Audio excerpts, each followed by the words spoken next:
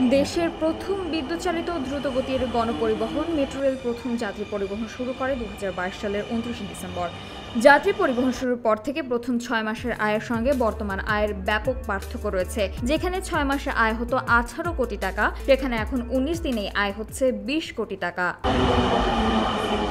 শুরুতে মেট্রো রেলের MRT line 6 Uttara থেকে আগারগাঁও পর্যন্ত অংশ চালু করা হয়েছিল। পরে 2023 সালের 4 নভেম্বর আগারগাঁও থেকে মতিঝিল পর্যন্ত অংশ চালু করা হয়।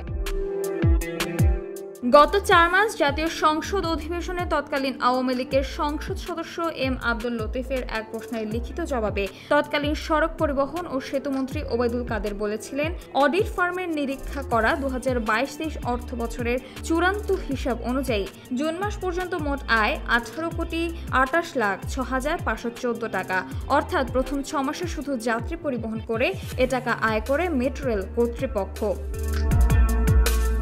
এতে গত বৃহস্পতিবার বিকেলে ঢাকা ম্যাস ট্রানজিট কোম্পানির লিমিটেড ব্যবস্থাপনা পরিচালক মোহাম্মদ আব্দুর রৌফ এক সংবাদ সম্মেলনে জানান, গত 19 দিনে যাত্রী পরিবহন হয়েছে 4,40,09,009 জন, আর যাত্রীদের টিকিট বাবদ আয় হয়েছে 20,67,03,551 টাকা। সেই হিসেবে দৈনিক গড়ে 23,16,264 জন যাতায়াত করেছেন। এতে দৈনিক আয় হয়েছে গড়ে 1,78,79,134 টাকা।